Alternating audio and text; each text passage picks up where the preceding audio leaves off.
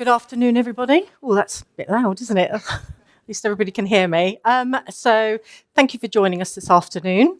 We're discussing all employee tax advantage share plans. I'm Jennifer Rudman. I am the Industry Director for Share Plans at Equiniti. And I'm joined by a great panel group who are going to introduce themselves. And a bit like the last session, just have a bit of a reflection over the last 12 months. So, Jill, would you like to go first? Sure, yeah. Hi, everybody. My name's Jill McCarry. I work at Lloyds Banking Group. I'm the senior manager responsible for all employee share plans and the discretionary awards. And I think the reflections from the last 12 months it's been a really exciting year for us, because it's an opportunity for us actually to engage with colleagues on a different topic. It wasn't just your standard, here's your share save law and here's your share save maturity. We were able to really engage and give information about capital gains tax, the dividends changing, all these things we didn't actually used to speak about, and we've got a much higher level of engagement from colleagues, a lot of good conversations going right through the group. So it feels that share plans is like on a hot topic again, which is good. Jeremy? Hi, I'm Jeremy Edwards. I head up our London share plan practice at Baker McKenzie. For those of you who don't know Baker McKenzie, we're a premier global law firm, full service firm. We've got a particular strong share plan practice with over 100 global share plan lawyers. And the good news, actually, in my reflection for this year, I'd like to have a lot of good news among all the gloom, is actually we're all very busy. And especially with all employee share plans. And I think that is good news. And because what it means is, despite the volatility that we're seeing, the cost of living crisis, the potential recession, and all the awful events we're seeing in both in Ukraine and Israel and Gaza, actually companies are still prepared to invest in the future through all employee share plans. And that is good news. And there are some factors which I'll talk about later, actually. Thank you. Sarah? Yes. Hi, everybody. I'm Sarah Long. I head up the new business team at Wealth at Work. And I've got over about 30 years experience in share plans and all things employee benefits. So thank you very much for inviting me along today. In terms of my reflection, I was just going to ask for a little bit of audience participation, if that's okay. How many of you within the room actually have a mental wellbeing program in place now? Perfect. Brilliant. How many of you have kind of, that physical well-being programs in place as well? Yeah. Perfect. Okay. Hands up if you've got any type of financial well-being programs in place. Superb. Okay. So the reason for asking that is that actually the research that we've just done in association with REBA shows that actually 74% of companies that we spoke to are looking to put in place a financial wellbeing program over the next 2 years. And I think that just going around the room there, that's probably reflective of what we saw. And I think it's really important, on reflection, we've definitely seen some really great engagement around, mental health, etc. And what we've certainly seen over the last 12 months has been, a focus around financial education in the workplace around these great plans that we're all here talking about today. Thank you. Nigel? So I'm Nigel Yudes. I'm the Deputy Company Secretary at Drax Group PLC. I manage all the group's share plans. Drax is a FTSE 250 energy company. We've got about 3,500 employees globally, about 2,500 in the UK. Kind of similar to the panel, we've actually had quite an exciting year for ShareSave. We had a plan mature this year that was set in 2020. We were pretty lucky. We benefited, probably like a lot of people here, from a relatively low option price driven from when COVID first hit the stock market in the spring of 2020. That has meant that we've had a really quite lucrative maturity this year. We had it was about a 333% gain. So we've worked with Wealth at Work to develop a financial education program, because we realised that this was quite a big deal for a lot of employers, it's actually quite exciting. And in the 6 months running up to it, it was pretty much the only thing employees were talking about, either in it and getting very excited, or rather cross that they weren't in it in the first place. So we've had a very, very busy year trying to get ready to for that maturity, and just giving employees the tools they need to make really good decisions for themselves, and particularly with the change to capital gains tax. And just for context, somebody saving the maximum £500 a month would be making about £60,000 gain, and somebody saving £40 a month, which was almost the entire population, would have one form of CGT issue. So it was quite a big thing for us, quite a lot of work to do, but actually quite a rewarding project to be involved in. Thank you. And I just think my reflection over the last year from an administrative point of view, August was probably one of our busiest months, with the bonus rates coming back in for SAYE and the number of launches that were going in, and also all the discussions that we were having at that time about the call for evidence. So I think August was a bit of a manic month for us. So all our EQ staff out there, thank you very much for getting us through that, and also from support from everybody in the room as well on getting us through that period.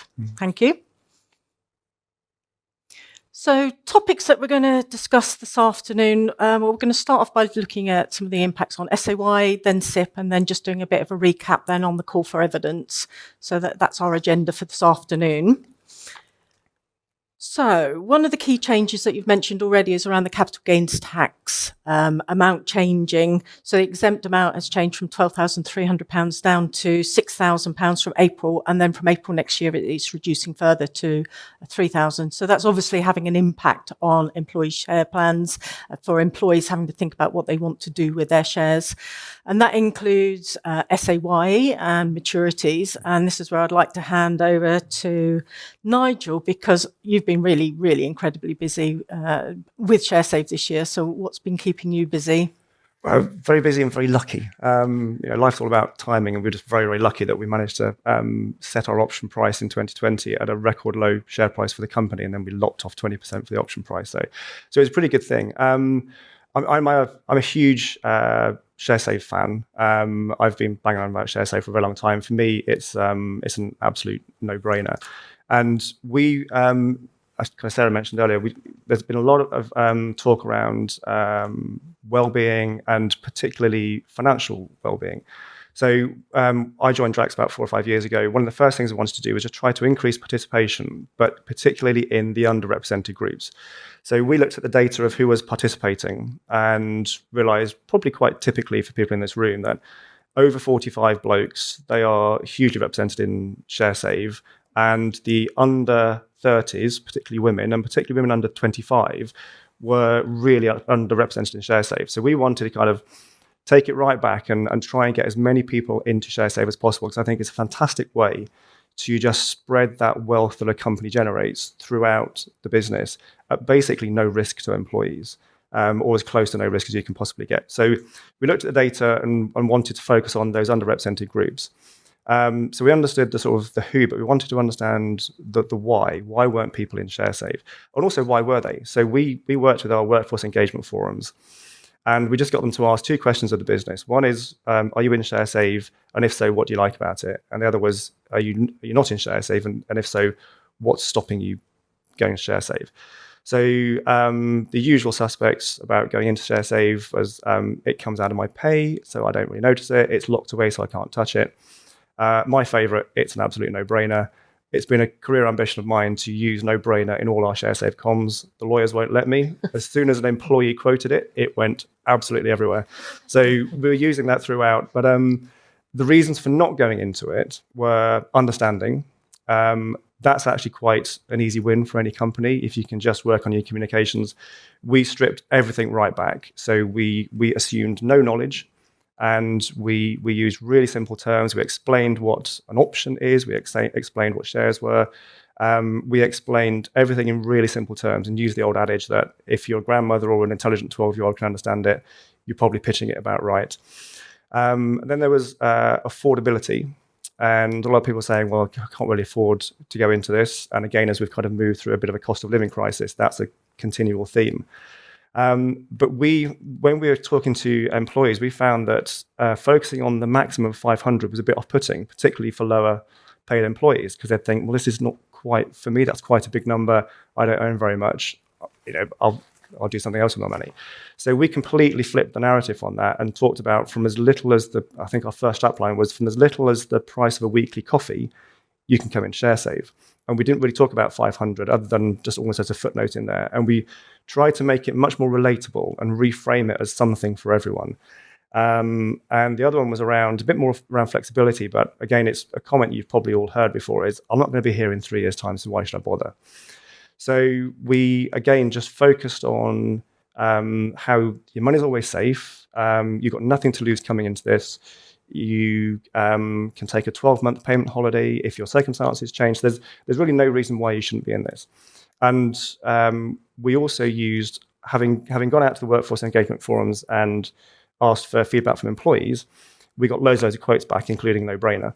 And we plastered those all over our communications. So, because I think employee advocacy is hugely powerful. We heard on the session earlier upstairs about the EQ app and the use of technology, and I think that's a fantastic way of smoothing the journey once you're in ShareSave. We're getting people to sign up to it, but it's still fundamentally it's humans talking to humans. If you get the storytelling right, if you can get those employee advocates within your business selling that story, that is really, really powerful. And it's way more powerful than a company from the top saying, "Hi, I'm your CEO. This is a great thing. Please sign up."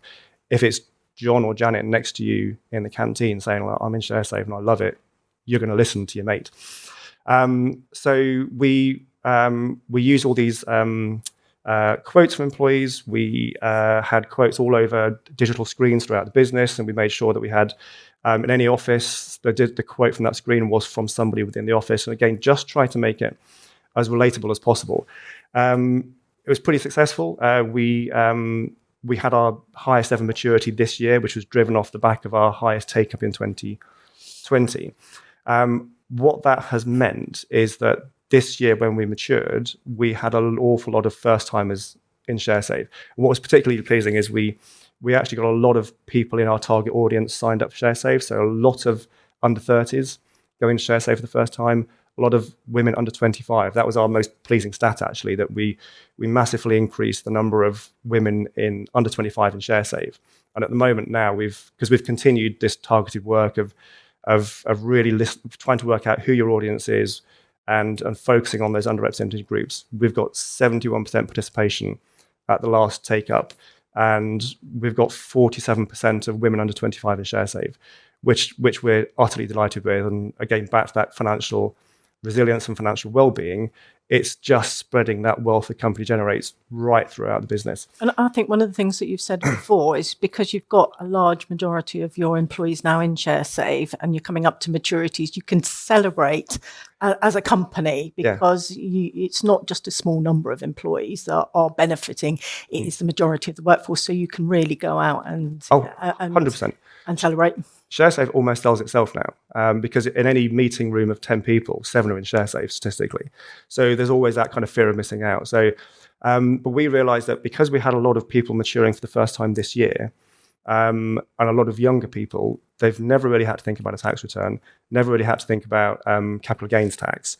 And particularly with the changes to capital gains tax, that was going to draw more people in. And because anybody saving £40 a month was going to tip over the personal allowance, we wanted to give employees as much information as possible so they can make the best decisions for them. But we realized that we couldn't really give that kind of guidance, not even advice, but guidance. We wanted to put kind of clear blue water between us as a company and any financial guidance. So we partnered with Wealth at Work. We spent actually quite a long time planning this. I managed to get budget for this in Q4 2021. I basically just went and asked our HR director, can I have some money for this? And she just went, yeah, great idea. So complete push out open door. And our CEO is a massive advocate of employee share ownership. So it's a pretty easy win. So we got the budget. We started work about this time last year, wasn't it? Yeah. And we, again, having worked with the workforce engagement forums to increase participation over the last few years, we then worked with the workforce engagement forums to make sure that we pitched the education at the right level. We had the right tone of voice for Drax. So we spent a few months working on the plans. We took a skeleton to the workforce engagement forums, had loads and loads of feedback from them, which was great. A lot of them were based up in Yorkshire. They're a cynical bunch up there. There was a lot of the questions that came back saying, so what's in it for you guys then? So, well, no, nothing. We're doing this because it's a really good thing to do. Yeah, what's in it for Wealth at Work? Well, we're paying them a fee, but you don't have to pay them anything. And then once they realized that we were just doing this because we thought it was the responsible thing to do, they were fully engaged. And then about 3 months later, with all the feedback, Wealth at Work went back and delivered a session. It was supposed to be an hour. It was about 90 minutes. They asked tons of questions. It was brilliant road test for the program. And Sarah can sort of talk about it a bit later, but then we ran a series of, we had little teaser videos, bite-sized education videos. We ran in-person sessions at the power station where we have our largest workforce. And because they work on different shifts, we had some early in the morning, then throughout the day. We had online sessions, again, at different points in the day to factor in different shift patterns. We had one poor soul who had to do a 7 o'clock one in the evening, again, for sort of guys on different shifts. Was there something about nut allergies as well when you were out doing it? Crikey. Yeah, so at the power station, we trial lots of different sources of material for powering the power station. We currently use sort of compressed wood pellets, but we're looking at different bits of vegetation or agriculture, and we trialed peanut husks. What that meant was you crushed up the peanut husks and turned them into a little pellet that you could burn at the power station, but it pumped a lot of peanut debris into the atmosphere. So at one point when we were trialing that, you weren't allowed onto the power station if you had a nut allergy because it would probably kill you. Sorry, I lost my train. Where was I? Where did I got to? It was the first time that we'd been asked if any of our presenters had any nut allergies. Yeah, we're just a lovely, caring company that don't like killing people. No. So shall we move on to Sarah? All I was going to say was basically, so we ran all the sessions. We had 82% of people maturing came into one of the sessions, either in person or watching back the video that we recorded and put on our intranet. And I think 82% of employee participation for anything is pretty good. And then we had 86% of participants took some form of CGT mitigation activity, whether it's transfer to ISA, transfer to spouse, sell up to your own allowance, and then or keep some shares, or probably a multitude of all of those.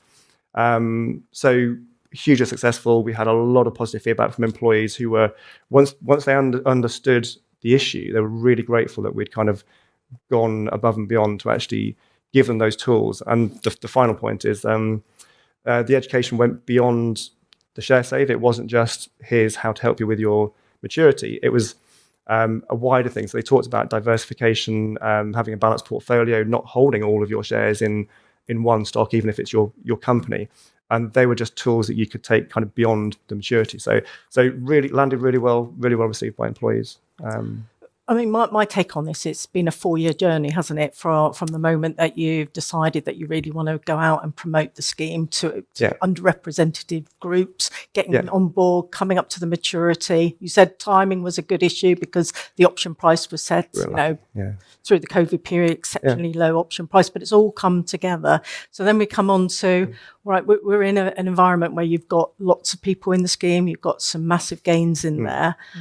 So it's over to Wealth at Work, isn't it? Because what you really don't want to do is have the employees miss out because they're having to pay too much tax. So from your point of view, the importance of financial education in this story? Yes, absolutely. And it well, everything that Nigel said. But, I think that the fact that that you were so passionate about making sure that a good news story didn't turn bad, because, as Nigel was saying, a lot of people, although within these four walls, we understand capital gains tax and how it works. As we were saying, a lot of these participants, hadn't had those kind of gains. These were life-changing, amounts of money for people and their families. So it was, really important that education, helped people understand the ways in which they could. And 88% of participants did mitigate CGT in some way or another. And it was great to be able to help people understand. And being an independent body, It wasn't somebody from Drax standing there and letting people know about this. Really did make a difference. The transfer to spouse, transfer to, the corporate ISA, the 90 days, things that we might all take for granted, was really important, and it kind of flagged up, the importance as well of showing, the portal that participants would be going into so that we could help them with that journey. We got quite a lot of people saying, I've actually forgotten my login details. So it was kind of like, that would be a start. And then we also had people asking things, which again, we might all think these are simple questions, but can I transfer some of my shares to my children? How quickly can I get married? Because I'd like to transfer some shares to my spouse.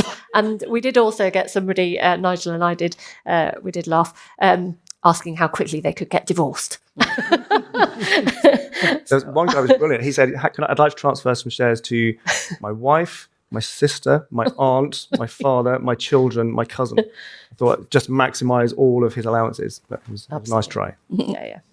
So, very important. Yeah. But I mean, this is one story, but there's a number, where there have been exceptionally low option prices during the kind of COVID period, and they are coming up to maturity now. So we're setting some new trends going forward.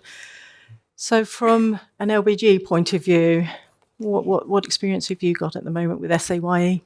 I hate it when I have to go after Nigel because his share price is so much better than ours, and it's nothing like the same gains, but it's the same principle. So in Lloyds, we had a very low option price of 24 pence from 2020, and it matured. It's maturing in January, and it's a hot topic. So much so that our executive director, William Chalmers, who's our finance director, he came to us, which is a great thing because you can't usually get funding. I don't know if it's the same in this room, but it's really difficult to get funding for doing any communications, any resource. And he came to us, which probably was a bit embarrassing, and said, what are you doing, Jill, about making sure all of our colleagues understand that they're going to get hit with a tax bill? So that was really good. So we had the buy-in, we had the resources, and we've done an awful lot of work. We did a work at the beginning of the year, which is very early to talk about comms for maturity of the next January. So in March, just before the end of the tax year, we did the communications to say to people, this is what an ISA is. This is what you could do with your share, trying to carefully not give any advice, but making sure that people didn't fill their ISAs up straight away on the 5th of April, 6th of April type thing. So we did all of that, and we're very lucky that we have our own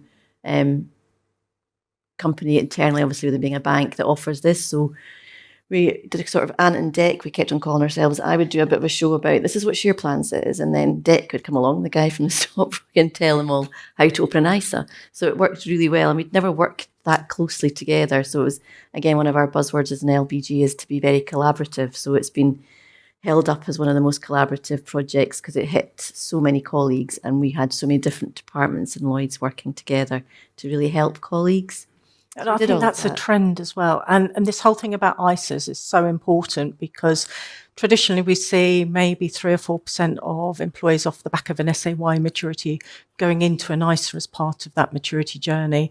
And on some of these examples that we've got at the moment, in the first couple of allotments, you're over 50% of employees going into an ISA. So the message is getting out there that, CGT is an issue now, but there's ways to mitigate that. And I think the statistics on the Drax was 80, 85, 86% of employees took some type of action to make sure that they're not paying capital gains tax. So you're not avoiding tax, you're just putting in place strategies that HMRC allow you to use to make sure that you're not paying capital gains tax. And I think that's coming out in all the messages and all the discussions that are going on where we are seeing these really positive gains at the moment. So Jeremy, from your point of view, good year for SAYE? I think brilliant year. I mean, as you can see from this panel, there are some great stories. It's hard to follow that, really.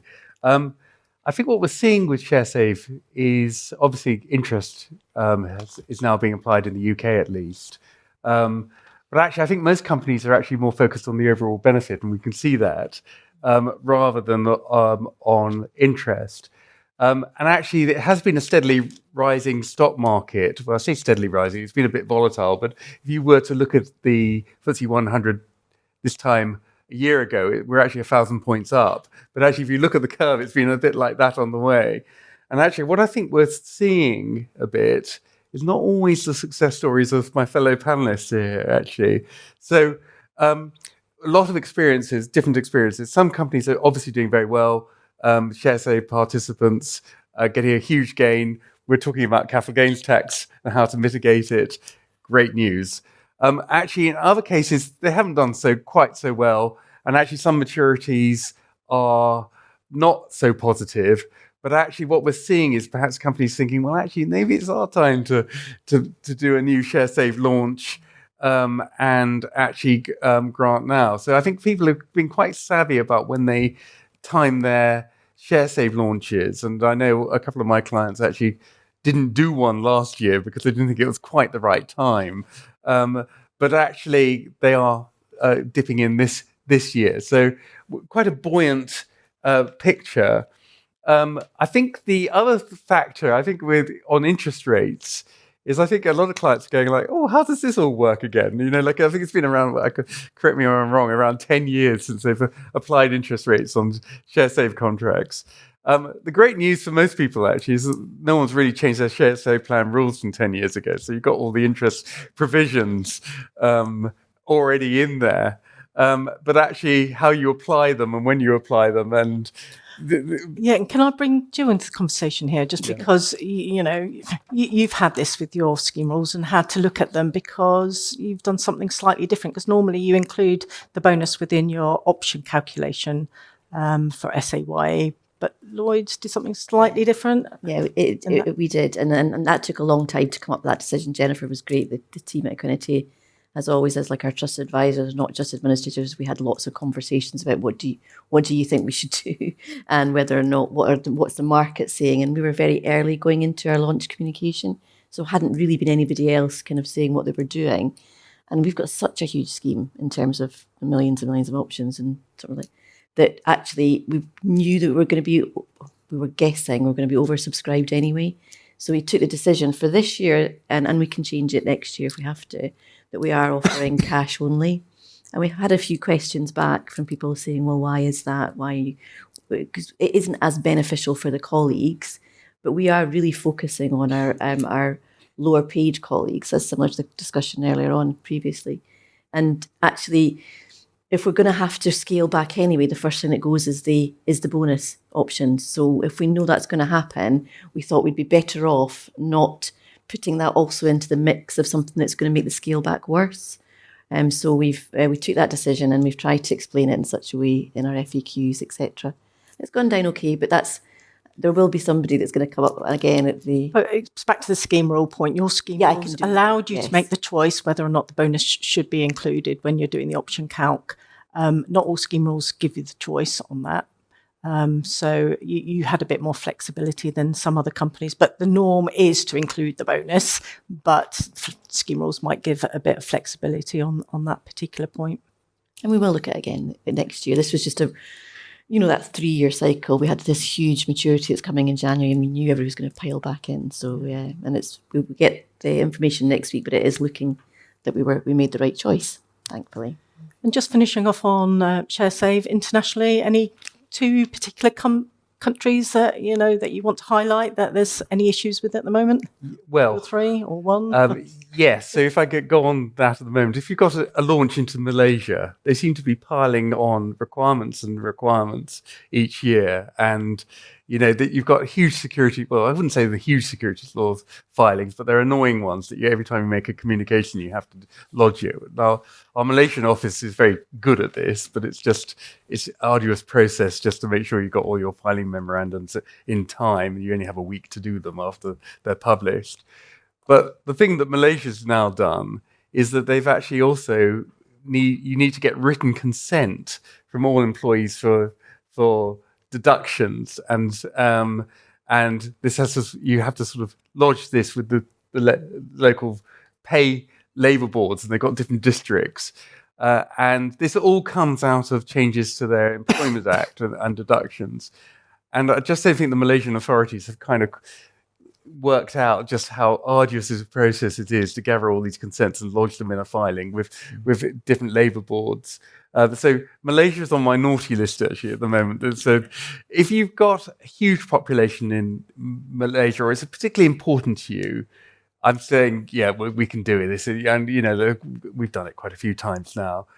If you've got a smaller population, or it's not so important to you, I'm sort of thinking, well, actually, is this worth it? The other thing, if you do one of these filings, actually, you might also get an audit from the labour boards as well, because they're looking at deductions generally, and if people are deducting in the right way. So it's not just the actual filing itself that's annoying; it's the implications. Another, I think it's. Actually, look, I don't want to put you all guys off. Actually, internationally, it's been quite stable. It's just Asia's had a bit of a funny year, a bit of a funny time. We've got Malaysia, Indonesia's got a new filing, which you just got to need to factor in. It's not too difficult. South Korea, they've got some very odd rules now about using brokers. And if you're a South Korean national, you have to use a South Korean broker. Which is quite sort of fairly impractical, especially in terms of the share save. So lots of irritating rules. We've got ways around it. And places like India, they've got new exchange control filings and remittance, perhaps possible withholding on remittance. But I don't want to put you off, because actually stable. If you look at it on a global basis, actually it's quite stable in it being able to operate. And there are ways around some of these new irritating Asian requirements. Thank you very much. Right, we need to move on. Share incentive plans is our next topic. So 2018-2019 tax year, the annual dividend allowance reduced from £5,000 down to £2,000. And obviously this year it's now reduced down to £1,000. And from next year it's scheduled to reduce down to £500. So again, something that employees will need to be thinking about if they're receiving dividends on their shares, and that includes cash dividends received through share incentive plans. So the next topic is around SIP, but I want to start off with Jill, because again, you've got a share incentive plan at Lloyds, and so what's topical there? Very popular plan. We're proud to say, because it's we've got ridiculously high amount of participation. 58,000 out of the 65,000 current colleagues actually participate in some form of SIP with us. And again, you'd be thinking that Equiniti pay me here, because I'm about to say how great you are again. But basically, we've been working really closely with Jennifer and Vicky and our team, and they've been giving us some data to look and see what does that mean for our colleagues, this dividend tax sort of coming down. And out of those 58,000, we've identified that because we can do both, we offer colleagues either cash and DRIP. We've looked to see who is taking cash and who will be impacted. We're looking round about the 5,000 mark, which would be a nice kind of tailored communication to those colleagues to explain a sort of general communications plan to everybody as part of their SIP statement. So we're planning to do that just to educate everybody on what the dividend, what these changes mean for them.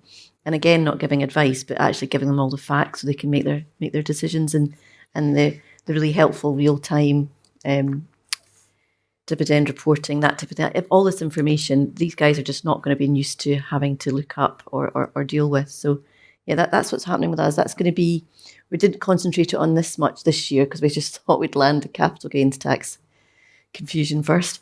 And then we thought we'd tackle this before the tax year ends this year, before our next record date anyway, if we are...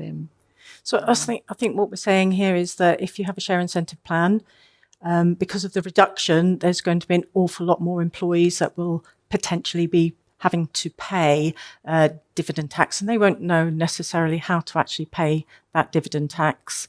So it's, if you haven't already got dividend reinvestment within the plan, it's definitely something worthwhile looking at, because then you can avoid the employees having to pay that tax in the first place. But where you've got the choice, again, is there some extra comms that need to go out to make sure that those employees who have got cash at the moment, cash dividends, and potentially are going to be receiving a cash dividend in the tax year over the allowance, to actually provide them with some more information about what the benefits of doing the dividend reinvestment investment. So there's quite a lot of modelling that we can do where we can try and estimate the amount of dividends that any of the specific employees are going to be receiving, and then you've got the facts there on how much of an impact this is having on your employees. So I think that's one of the things that we've been quite busy with over the last few months. Sarah?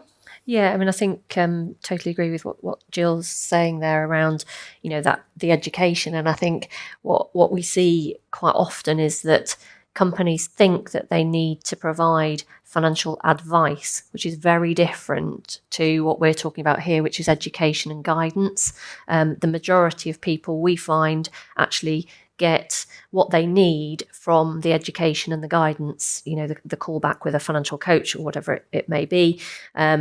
We're also seeing that, as you say, Jennifer, we're seeing people communicating and engaging in very different ways now. So providing personalised videos on dividends, on capital gains tax, so that it's providing that kind of example. So it shows Tom or Sally, actually, what does this change mean to you?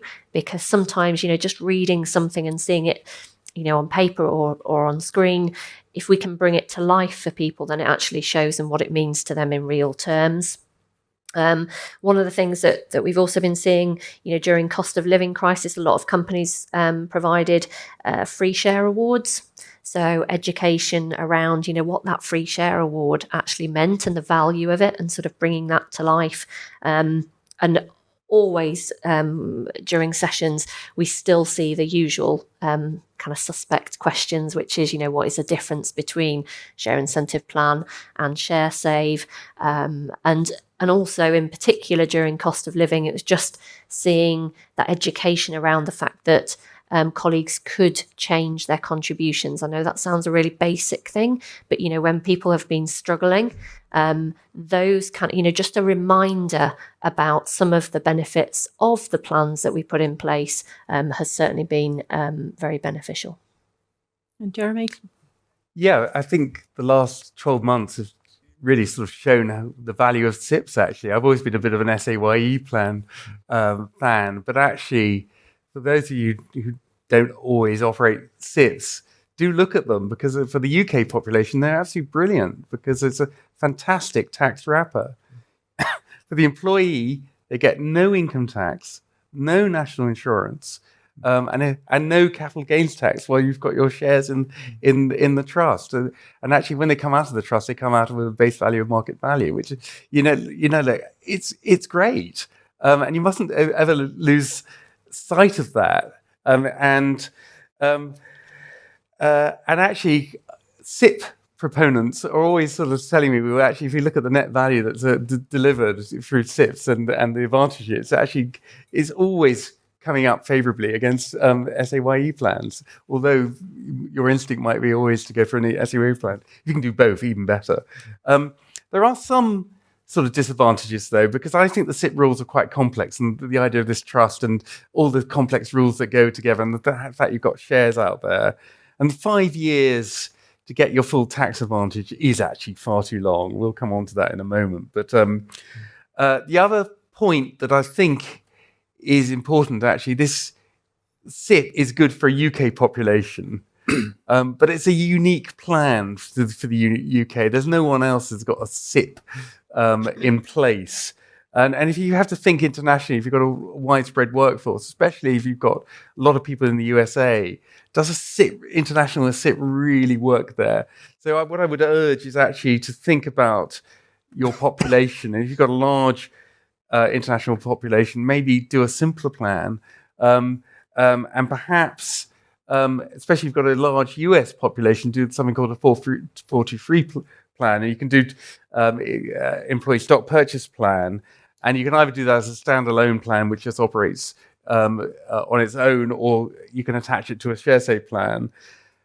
I'm looking forward to our discussion on what the government might do on reforms, because I think if they do simplify SIPs, and in particular get that period from 5 years down, actually an international SIP might become much more on the agenda. Thank you. And did any of that persuade you to introduce a SIP? Well, a bit like Jeremy, I've always been a ShareSafe fan. I mean, whenever I try and explain it to people, I always use the analogy. It's like going to a casino, placing a bet, and if you win, happy days, you got your winnings, and if you lose, you get your stake money back. That's another one the lawyers won't let me use. But it'll be really interesting to see what happens from the call from evidence, because I think ShareSave's easier to understand. I think the tax is simpler, and the potential upsides are much greater than SIP. So I'm still in the ShareSave boat, but if it changes, I'm happy to have a look. I wouldn't abandon unless we have free ShareSave. shares. Free shares. Have- I like yeah. free shares. Yeah. We'll go free But, shares, eh? I have to fit very nicely to my finance director. We've got a lot of lawyers in the room, Nigel. I think you're going to get most of the questions at the end. Right, looking at the time we have got. What I need is an employee to give me that quote, then I can put it on all the documentation. One way round it. 4 minutes left. So, look, we have got up on the slide some of the recommendations that we've put into the response that we made to the call for evidence. So, just a bit of a recap. Spring budget. Government announced that they were doing a review into the non-discretionary tax advantage share plan. So that's SIP and SAYE. They published their call for evidence in May. The deadline was the 25th of August. And certainly from our point of view, we've been out discussing this with lots of people. I think we've spoken to over 125 people, either, clients or within Equiniti or in the industry. So we've pulled together lots and lots of different thoughts. And what we've tried to do is balance it amongst all those kind of stakeholder groups to come up with recommendations that everybody can buy into. So the ones up on the boards are the ones that really came out top. The ones that were really, really supported by clients, for SIP, it was reducing the tax-free period from 5 to, we originally said 3, but I think there was a push then to get it down to 2, but reducing the tax-free period. And also amending the tax treatment for dividends. And on the SAY, the top one that came out on that was to amend resignation so it can be regarded as a good leaver reason, but depending on when the company wants to make it a good leaver reason.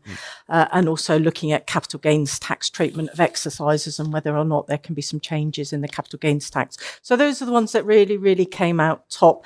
And from our point of view, we discussed it with a lot of companies. And we had 28 companies who supported the paper that we wrote. So we were able to put those into our paper.